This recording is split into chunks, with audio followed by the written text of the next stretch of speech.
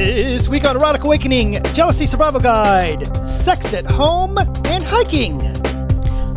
Welcome to Erotic Awakening, an exploration of all things erotic. If you are offended by adult topics or prohibited by law, we recommend you stop listening right now. The Erotic Awakening podcast, as well as workshops by Dan and Dawn, are offered free of charge to our community. Because of the expenses involved, we are grateful to those that support us through Patreon and donations. Awesome people like Shelly. Indeed. Hi, Dawn. Hi, Dan. Today on the podcast, we are going to be joined by the wonderful Kitty Chambliss on talk about jealousy and how to survive it. Fabulous. But, well, actually, there's no but. There's no but. There's not a ton else to talk about. Which is surprising. There would be a shit ton to talk about if you were okay with me putting all the dates of all the things we have to do, which I tried to do a couple of weeks ago, and then we went on and on and on. So I've only got a couple of dates. But no, I know, but it was the lots podcast. Of stuff going on. It was the podcast of.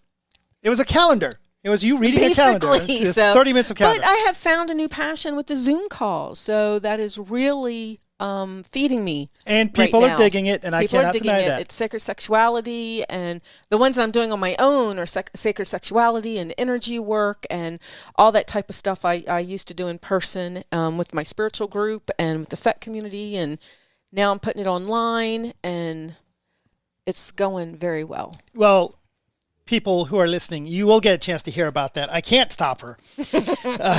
Power exchange be damned. There's some things you just can't. Well, actually, I could. But you could. It wouldn't be worth it. And we also have to talk about sex and kink while your roommates are at home. But before we get there, let's go ahead and bring in Kitty. Been on the podcast before, friend of the podcast, author of the Jealousy Survival Guide, and all kinds of cool stuff. Thanks for being on the podcast, Kitty. Thank you for having me. I'm super happy to be here and get to have a great conversation with both of you again. Yay. So one of the fun things that we are always asked about is, I think this whole polyamory thing sounds great, but I can't do polyamory because I'm jealous. Or people find out that we're polyamorous, and then they're like, oh, so I guess you don't have an issue with jealousy. That's the other end of the spectrum. So is that the reality of it? Has jealousy been conquered? Is your book the answer to all jealousy and no one has to be jealous again? I would say the way I like to describe it is jealousy just gets such a bad rap, right? And it's really just another emotion. Like, anger is an emotion, and we can take anger management classes. Well, we can also just learn to manage the emotion of jealousy. Jealousy can be complex, but that doesn't mean that we can't get skills in order to handle it. To me, it's just a matter of learning the right skills, the right tools, and also accepting it and embracing it in terms of when we try and run away from our feelings or suppress them, they just keep popping up like beach balls that we try to push down in a pool, right? Right. They keep popping back up again. So I really advocate just taking it head on and accepting that emotion, leaning into it, and learning how to dance with it, so to speak. So that's definitely one of the approaches that I take. And also there can be a lot of shame in the open relationship and polyamorous community just around even experiencing jealousy. Like, oh, I must not be polyamorous enough if I feel jealousy. But that's just really a myth. It's simply an emotion. And some people can feel it more than other people. For example, my husband just very innately doesn't seem to feel very much jealousy, but I have over the years, which is partly why I did all this research and wrote this book so that I could help my fellow man and woman and person to get to a better place with it. And personally, I'm glad to hear that, right? The book that's written from the perspective of somebody, right? I wouldn't read a book about diabetes, what it's like to live with diabetes by somebody who doesn't have diabetes, right?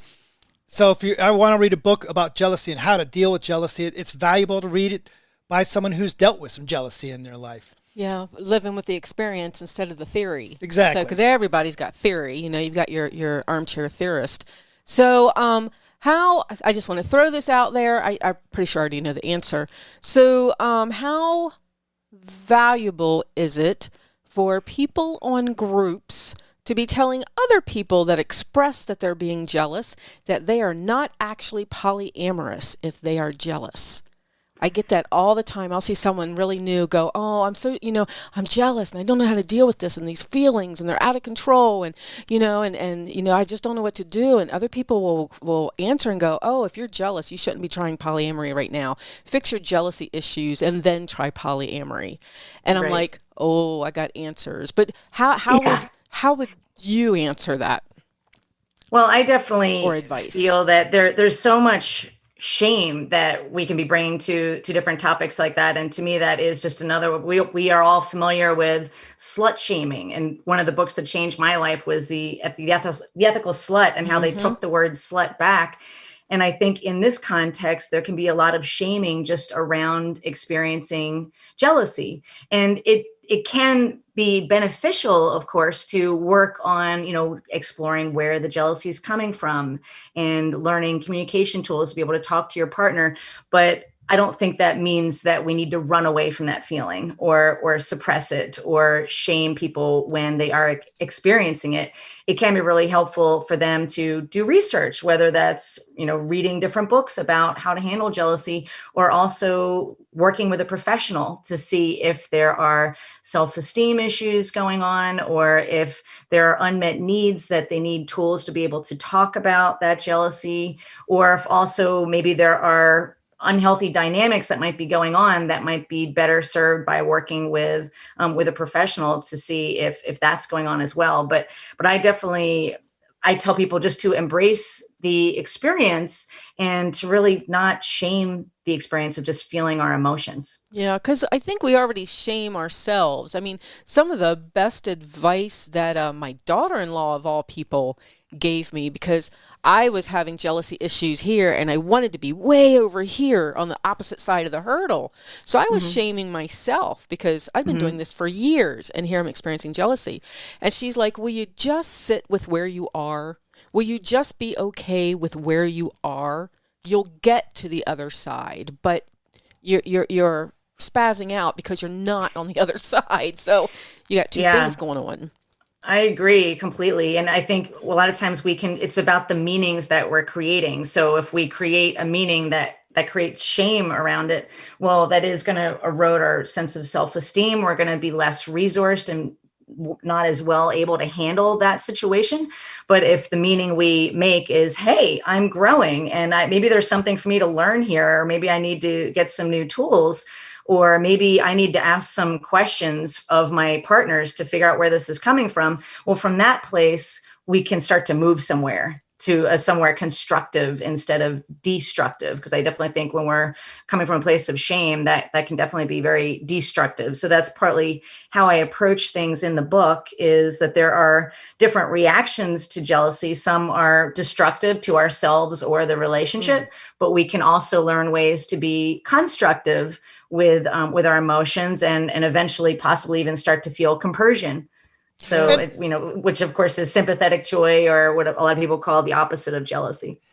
And I don't want you, we don't want you to give away everything that's in your book, but what is an example of a tool that when I start to feel jealous about something that it's great. I love the term lean into it, but how do you do that? Mm-hmm. That's a great question. I would say one of the techniques that I talk about in the book is starting from the inside out. So starting with like a positive mindset and figuring out where some of those feelings are coming from. Because a lot of times our feelings are coming from the stories we're telling ourselves, or as Brene Brown calls it, our shitty first drafts. So sometimes our imagination is running wild and we're creating all these scary stories that are bringing up fear and jealousy and painting our metamors, our partners into be something that they're not. And so a lot of it can just be figuring out what are those stories and kind of fact checking some of those stories and then turning those around into what I would call empowering beliefs. So using empowering questions, like asking better questions, and then turning those around into empowering beliefs once we've kind of fact checked what's actually been happening. And then in terms of knowing how to fact check that, that's where lots of different communication tools that can come in that a lot of us are familiar with nonviolent communication. But at the crux of that is really understanding what are the needs that are beneath what's going on and unearthing, what those needs are, because all of our needs are really life affirming, beautiful, and positive. Sometimes it's our strategies of how we're trying to get those needs met that can get kind of sticky, or that's where sometimes we can start to get in disagreements with our partners, or it can start to spiral into something even worse or start to damage our relationship. So that's one strategy I would mention. And I would say another is to take some of that fear out, another way to fact check our stories is to get to know our partner's partner, if that feels safe. To start to realize that they put their pants on the same way that we do. I love it. Another Brene Brown quote is, people are hard to hate close up. So sometimes when we just get to know our partner's partner and we see maybe they're scared too, they have needs too. They have insecurities as well. And when we do that, it just humanizes them. And then from that place of shared humanity, we can start to go to better places that create more connection instead of creating disconnection. So those are just a couple ideas. That's awesome. And you've mentioned a word I wanted to ask about. You've actually mentioned it a couple of times when describing jealousy, and that's fear and being scared. I mean, how much is jealousy about being scared and having fear? I think it can definitely vary per person, but jealousy can stem from rational fear, meaning the idea of one way to talk about jealousy is the idea of loss, less, or never. So are we going to lose time with a loved one, and that concerns us? Are we starting to have fear we're never going to see them again? They're going to run off into the sunset with somebody and become monogamous even. And so some of that fear some of that might be rational, where maybe we are going to lose some time. We're going to have to start sharing our time with other people. Or rational fear could be, what if I do lose this relationship? Or what if this relationship changes in a way that I'm not comfortable with, which very well could happen. So that's a rational fear, but sometimes we can also have irrational fears. And that's where it can be really helpful to start to unpack some of that. And there's also just normal vulnerability, because when we do open our hearts up, we do fall in love, and we are being vulnerable with other people. Well, that is a meaning that is a place that we can get hurt. And so that's a place that that jealousy can also come up, is just that fear of being vulnerable by exposing ourselves that way. Yeah. And I love the way you put that. And I love the loss, less, or never. I've not heard that before. That's pretty fantastic. Mm-hmm. What is our partner's role in all this? In that, if I have a partner who's, let's say I'm starting to see someone new, I start dating Susie, and Dawn starts to feel a lot of jealousy about that. What is my responsibility for Dawn's jealousy? That's a great question. And that I could go on for a long time, but I'll try to keep it short. But I think it's a great question in terms of thinking through, again, what's kind of healthy behavior and what's not healthy behavior.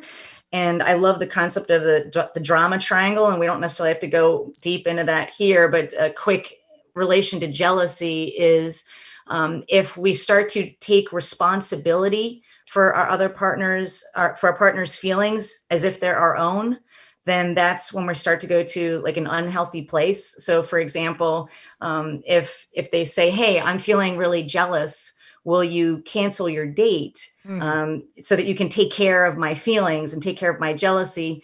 That's moving more towards a little bit of an unhealthy dynamic, because we're taking too much responsibility and not practicing healthy boundaries. But a healthy perspective can be to encourage our partner and to say, how we can ask great questions like, how can I support you right now? Do you need maybe a little bit more reassurance?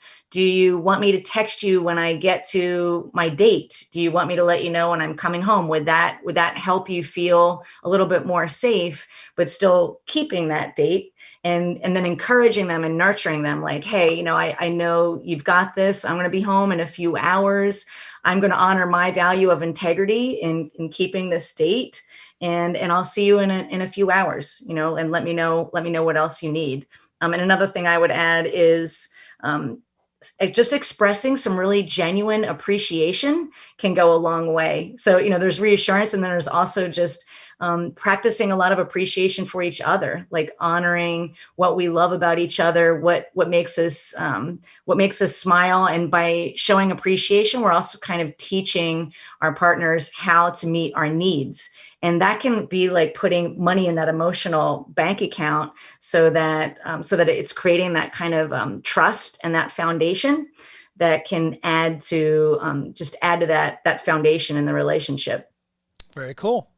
Cool. So if you had one takeaway from your book, if there was one thing you wanted people to get from the book, what would that be?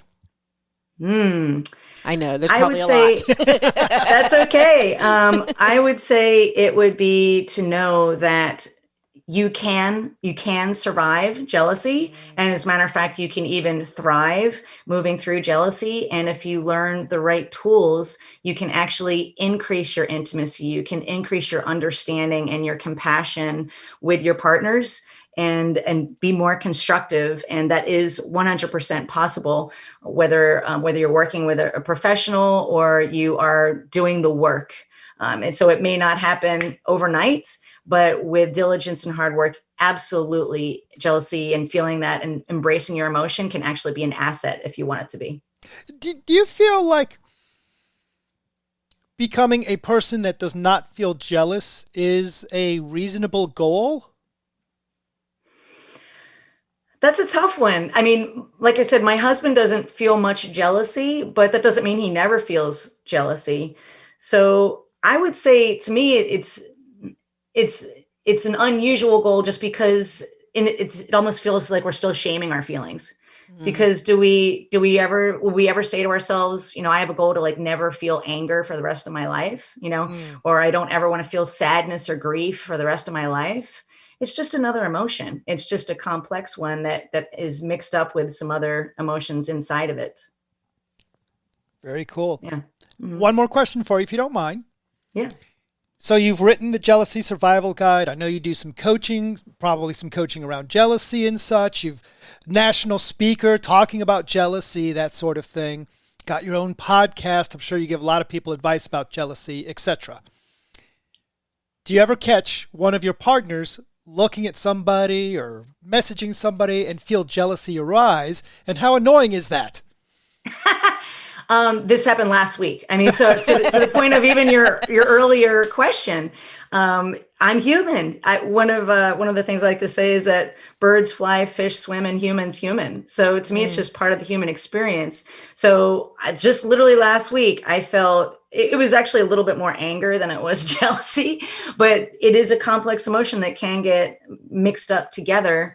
And using the skills, I was able to share how I was feeling without, say, blowing a gasket, without creating disconnection. And I was also to use some of the tools, like just taking a break and not talking until I was in a calm state of mind, which actually was a couple days later. That's also one of the techniques, is just waiting until you can be respectful and really practice active listening so it can be a productive conversation instead of a damaging and destructive conversation. So yeah, it is, I wouldn't say it's annoying. It was just a humaning moment where I was like, oh, there it is. Luckily, I have tools to deal with that. Very cool. Kitty, where can people find your book or find out about your coaching and all the great stuff that you do? Absolutely. You can find everything at my website at lovingwithoutboundaries.com. So there you can learn how to buy my book, which you can find on Amazon. It's available in print, Kindle, and even on Audible with some fun Easter eggs at the end. And you can also learn about my podcast of the same name there as well. And also book a free breakthrough coaching session with me on the website, lovingwithoutboundaries.com. Very cool. Dawn, Awesome. you want to know what I'm jealous about? Uh-oh, what are you jealous about? When I listen to Kitty's podcast, her audio quality is so damn good. It annoys the crap out of me. I don't know. Jealous over the technology. Jealousy over the technology. Wow. That's the way I roll. There's a way to fix that, right? Spend more money? Just throw more money at No, I think it's beyond that now. Kitty, thanks for being here with us. Hang out with us for a little bit. We're just going to wrap this thing up. Dawn, I told you earlier I was going to let you tell us about what you've got going on. Mm-hmm. But keep it short. Okay, I'm going to keep it short. Okay. So I am, like I said, I'm really loving the Zoom classes, and I have found that if I do them at noon, that I get a lot more people that are actually available around the world. When I do it at 7 o'clock at night, it's too late for some people or whatever. So anyway, I'm doing a combination of both. So the next one is this Wednesday, which means you guys will probably have a day's notice when this goes out. And I'm doing mindfulness in service again, and that's my noon class. I've also got some energy ones going up soon too. And then on March 21st, which is a Sunday, we are doing our next live podcast, and we actually have the topic ahead of time this time. We do have the topic. This actually came about from our new Discord channel. People are asking us about why. And it's really interesting. I'm really looking forward to talking about the spectrum of submission is what we're calling it, in that it seems like a lot of people that identify as submissives want to quantify how powerful they are, that they're not just, even though they're submissive, they're still in charge of things and they're powerful. Like I do. Like you do. And other people say, you know what, I just want to be meek and quiet and be submissive. Mm-hmm. And it's like everybody ignores the spectrum in there. Right. So we're looking forward to talking about that. Absolutely. So that's on the March 21st. And that will be live on the old YouTube, doing the old podcast. At 6 o'clock. So if you go to our channel on YouTube, we're under Erotic Awakening, correct? I think so. And then just subscribe and hit the little bell, and that will notify you. Sounds like all the little YouTubes you've been listening to. Huh? You can tell we've been watching a lot of YouTube because they're always like, so press the little button and hit the little bell. Yeah. And that'll tell you when we go live. It just so happens that you can sign up for the newsletter and hear about all the other junk that we have going on, like Owl, Eros Gathering, blah, blah, blah, Patreon chats, Zoom classes, and more. And you'll get your shout-outs, just like Misty in Tennessee. And Nikki Jean in Oregon. Lindsay in Ontario. And Taku in Zimbabwe. And Jonah in Canada. Nice. So, yeah, head over to eroticawakening.com. I don't know that I've ever said Zimbabwe as a listener Me neither. before. And I'm kind of looking at it going, can you type anything in there that you want to? Do we really have a listener from Zimbabwe? Because that would be cool. Actually, you can see the stats. We do have listeners in a variety of really cool things. Odd places. Nice. Taku, please, once COVID's over, we would love to come out to Zimbabwe and present on something. Anything. I like to travel. Head over to eroticawakening.com and get your EA shout-outs. Sign up for the occasional newsletter. Yes, to get the latest news.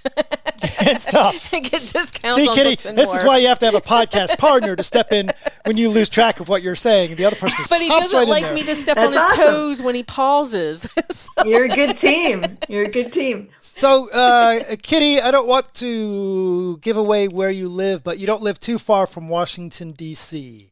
That is correct. Now, I have been, actually, D.C. has a surprising amount of woods and forestry type stuff, and the area around there I'm familiar with, good national forest and stuff. Do you do any hiking? I do. I love to go hiking. Yeah, we have great falls over here. It's really beautiful. And I'm fortunate enough, especially during COVID, to have some beautiful trails right out back of my house. So nice. Oh, nice. Yeah. Mm-hmm. I have Very recently nice. decided that I've decided I want to go hiking, and I made the decision that I want to find out if I can hike a couple of miles, set up a camp, spend the night is the plan in the long run, and then come back. With the ultralight camping, so he's carrying like all the weight on his back. Can I just say that the terminology ultralight is misleading? Compare it to what I pack in the truck when we go regular camping. I will compare. Yes, it is. It is. It's not like what I used to have on the old Boy Scouts. Right. And that is not like a military pack or anything. It's way lighter than that. But still, 20 pounds on this body, miles through the woods. Been there, done that. Yep. I did manage to hike a couple miles out, set up a tent all on my own. Nice. Sleep, take a nap, make coffee, make a meal, pack it all up, and come home. Nice. The most interesting thing about that is, A, I'm capable of doing it, but B, I so remember the impossibility of putting a tent back into the bag that it came out of. Right? That's my worst fear, is buying a sleeping bag and then trying to get it back into its little sack. It's not like that anymore. Or a chair or anything. It's not like that anymore. You just keep shoving. You just keep shoving? Yeah. And it works? It's pretty much the same advice I give people regarding sex. Just keep shoving. It'll fit. That's terrible. Let's move on. Well, and I was supposed to go with you on that day hike. I was going to watch how you did it and see if it was something I wanted to do too. And instead, I stayed in Dayton and helped Big D and his wife and her boyfriend and some of his friends finish packing up their house because they're hitting the road. And, Kitty, we just talked about this on, I think, one of our little Let's Chat things that we do. But Dawn and I have this new thing. This is how we get free counseling from Kitty. She's on the podcast. She's on the podcast. That works. In that, as COVID, and I am not saying COVID's done or anywhere near done, but as COVID begins to loosen up a little bit, I've made a lot of connections and will have a lot of dating going on.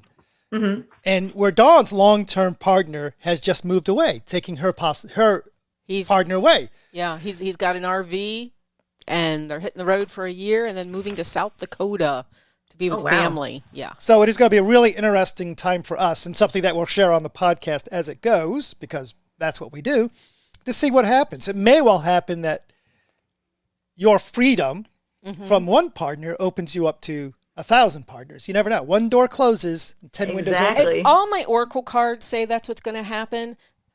That's not what's... Actually, there's people that are reaching out, but there are people that are wanting to cheat on their wives, and I'm just not into that. It's like, how do I draw that? Nothing in my profile says I'm up for that. You do identify as female in your profile? Yeah. Well, there you go. That's all some people need, unfortunately. We recently had somebody write into the podcast, and they said my partner and I have been struggling with keeping sexy, kinky times going because we live at home with roommates. And we're trying to come up with some discreet play that's not just toys.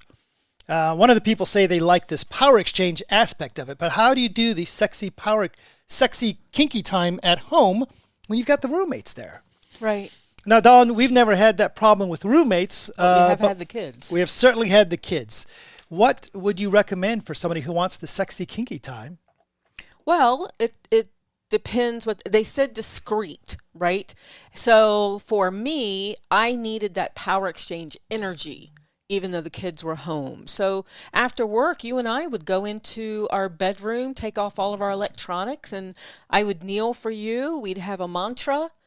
You would put your hands around my neck in imitation of a collar, or put my collar on for a few minutes and kind of settle into that energy. And so we had like rituals like that were behind closed doors. And that was really very grounding before coming out and then dealing with the screaming kids. So I tell you, the one thing that for me that I found super challenging in this was one of the things I wanted to teach you as we became partners and lovers was that it was okay to be loud. It was okay to, if you had during sex. Yes. Yes. If you had a moan, let out a moan. If you had a giggle, let out a giggle. You would actually hold my mouth open because I did have 14 years with kids before hooking up with Dan.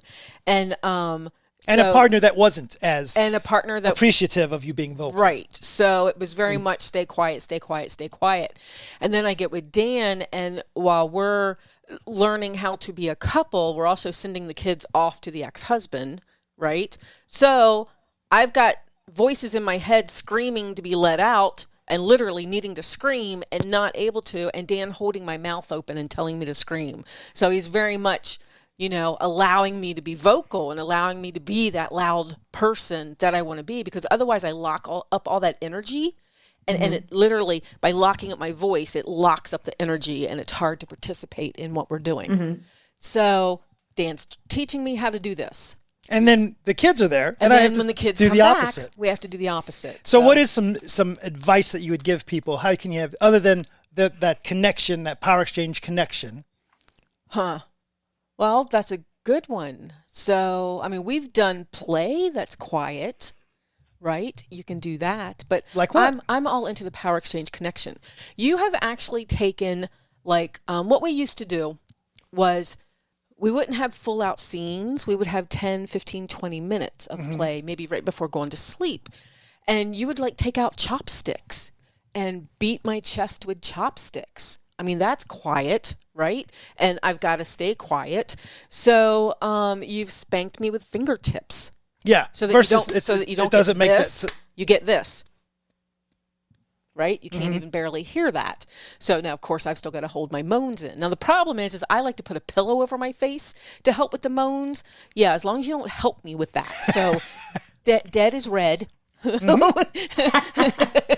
part of that is you can make that part of your scene as well. Absolutely. Is to say to the person, the receiver in this, that they have to be quiet. And as soon as they start making noise, you stop doing it, what you're doing. right? Yeah. So it becomes a teasing sort of thing. Backwards of what you used to do to me, because if I wasn't loud enough, you would stop doing what you were doing. So, Kitty, do you have this issue at all? I know you live with two partners. Is that correct? I live with two partners. Yes, we have a poly household, so that one partner lives upstairs, and we have like a master bedroom that we had when we bought the house, and then my other partner lives more or less in like a den area downstairs. Yeah. But I mean, in terms of being quiet, we don't have any children. We have two cats, so we're not really worried about being quiet. Sometimes we'll be quiet just to be a little bit respectful, like if somebody needs to get up, or just to be respectful in general. But I mean, just to add to the conversation, I've loved everything that you both were sharing. But I would say, to me, like when we think back to high school, right, when we had to be quiet, maybe because we weren't supposed to be doing anything naughty, you know, when we were teenagers. I mean, that was really erotic, you know, trying to be quiet. So I think that can actually be quite fun. Or we actually here like to watch porn. So you could also watch porn with headphones on. And, and kind of just enjoy that with maybe some light touching or light play, but just to offer some other ideas that came up. That's great. I like the idea. Or you bring the porn and sit in bed with a laptop, so it's very intimate, and sharing headphones, right? I have to admit, though, for porn, I normally like to turn off the sound, and I'll fast forward through the script part. And then just hit the good parts. Yeah. But, look, the 20-minute blowjob's still going on. Fast forward. Okay. We used to do something at the Space called Bad Porn and Brownies. And it would literally be bad porn. And so, we got a whole group of people. We're all sitting in chairs. And they would like fast forward through the 20-minute blowjobs and play Benny Hill music. Right. So someone would have the script of Benny Hill music. They'd fast forward through the blowjobs. Right. And so I had a blast with that. There are some really bad porn out there, right? And most of it was parody porn. Yeah, yes. So it was like the Ninja Turtles and and things like that. So, South Park porn. Oh, that was true because they killed Kenny. Yes, they did kill Kenny. The characters all had mittens and knit caps. It was live people with caps and oh my god. Okay, let's move on. That was too weird. Dawn, when it comes to tentacles, Sasquatch has sent you something. Again. So he's been doing that for years, and he linked me to somebody's profile on FetLife that is full of hentai. It is the good stuff. It is the cartoon tentacle. Oh, yeah. It's the good stuff. Okay. So, monster porn. I love it. Yes, he knows what I like. He knows what I like. So, yep. I would talk about the food on boobs someone sent me. Wait. Where did I see cupcake boobs? Discord. Yes. Discord. I found that finally. You were talking about that last time. Yes, I was talking about it last time. So cool. Yeah, we love the food on boobs. Love the tentacle stuff. And I have been. I put out. It was National Hug Your Dog Day the other day. Yes, it was. So on Instagram, the day before, our cat was hugging the dog, and I got a picture. So I was able to put that on our Instagram. So people don't get. If you're on Erotic Awakening Instagram, you're liable to see pictures of me out on my trike, us out on our motorcycles, or the cat and the dog. It is a completely unerotic Instagram account. Every once in a while, I think sometime in the past month, there was a picture out there of me with my fishnets on. It's about as erotic as it gets. And Kitty, I told people I would ask you this. Whenever the cat comes over and plays with me, the dog freaks out. Does the dog have a jealousy problem? I think the dog's just being a dog. There you go. Yes, that makes more sense. Yeah. Oh, yep, we got to do that. So, Dawn, looks like we have some Kickstarter cards. We do. Kitty, so here on the podcast, we pull these Kickstarter cards, and would you like us to pull a card for you? Sure. I think that would be fun. Fantastic. 1, 2, or 3? Ooh, 3 is my favorite number. All right, 3 it is. Dawn, 1 or 2? 1. You're correct. You are number 1. Yay. Aw. Dawn, how do you feel about hoods, masks, or pillowcases from our earlier conversation? I'm actually a weirdo. I don't like them. We've actually tried to buy a couple over the years of different materials and things like that. We've had the silk full hood. Yes. That I can almost see through, but not quite. We've done the ones with holes. We've done the ones with all kinds. I'm claustrophobic. It's really the silk one that's real thin. That's the full hood. That's just like the sack. That one's the easiest for me because I can breathe through it and I can almost see shadows. And you bought it for me on purpose. Where'd happened to your clown one? I don't know. He had a black silk one that had an evil clown airbrushed on it. Oh, wow. And we would play on the mats together. So we would be on the mats and be on our hands and knees and both of us be hooded and kind of wrestle that way. That's the only one I can do. Otherwise, but I do like blindfolds. If I'm laying still, is blindfolds on there? No, blindfolds isn't on there. Oh, it's hoods and masks. Yes. No, not so much about hoods and masks. Blindfolds I can do. Kitty, I'll tell you what I actually want to do. I'm not into any of these myself, but like when you go to a poly convention, you can't just go. You are the Kitty Chambliss. You are the author, right? You can't just walk around and be anonymous. I kind of want to go to an event and wear a hood. Well, maybe not a poly event, because if you're wearing a hood, may not fit in as well, but a kink event and wear a hood so people don't know who the fuck I am and just wander around and see what that feels like to be nobody. And not to say that we're somebody, No. But someone's always wanting to talk to us if they see us and things like that. Which is you've got some fine, but cachet. different. A lot of people know who you are. and normally, of course, we're going to an event because somebody's invited us to present and speak there. So that Right. Now, you got to do it in one of those suits, the Zentai. Is it Zentai yes, suits? I don't remember if it's called Zent. I know what you're talking about. Though. Yeah, you got to do the full that, body the suit. full Yes. body suit before with the hood and everything. So, I just want to ask, how was that? Did that help at all? That wasn't bad. Not the same. Okay. Though. All right, give me a card. Okay, I'm going to pick this one for you. It's not CBT. Okay, good. For some reason, he always seems to pull CBT, which he's not into, and I always pulled bastonado, which I'm not into, which was beating your feet. Okay, but the one that I pulled for you, Dan, is the Brat. I was just called a dumb brat.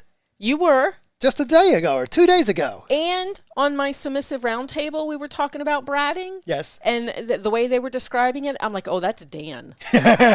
So so it was probably Peachy that called you a Dom brat. Yes. On one of our chats. So the way this card is described, because this is Sheba's card when she sponsored the deck. The brat uses humor to build sexual energy by taunting their partners in a playful, sexy way. Ooh. See, I'm not a brat. I don't know how to brat. I've tried to brat a couple of times over the last year, and it's gone right over Dan's head. He's so used to me not bratting that the few attempts I've tried, he hasn't picked up on. He's like, what is this? Exactly. I'm going to have to say no. I'm not digging it.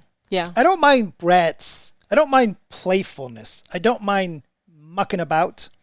But the aspect of using it to create sexual energy, that doesn't work for me. Yeah. It's not my thing. Yeah. So. Reasonable. Yep. I know it's a lot of people's things. It's like I said, I don't know how to brat. So what do we have for Kitty? I just love the fact that you got, hoods. Right. I got breading. Kitty, the guest on the podcast, and these are random. Kitty, how do you feel about double or triple penetration? I feel a lot of things about that. Well, I will say that is hilarious. I will say that I love me a lot of porn. So I love lots of double penetration porn, lots of triple penetration porn, gangbang porn, all the porn I can get. In terms of experiencing it, I've been lucky enough to enjoy that a couple times in my life, and I welcome more. With human beings, I'm saying. But we definitely have a vast array of sex toys here. When my husband and I were first getting together, I went on a rampage at Great Expectations in San Francisco. Mm-hmm. And we literally bought it was like $500 worth of toys and porn back when you had to buy porn. Right. And so we've got all kinds of dildos and butt plugs and all of that. So certainly using toys.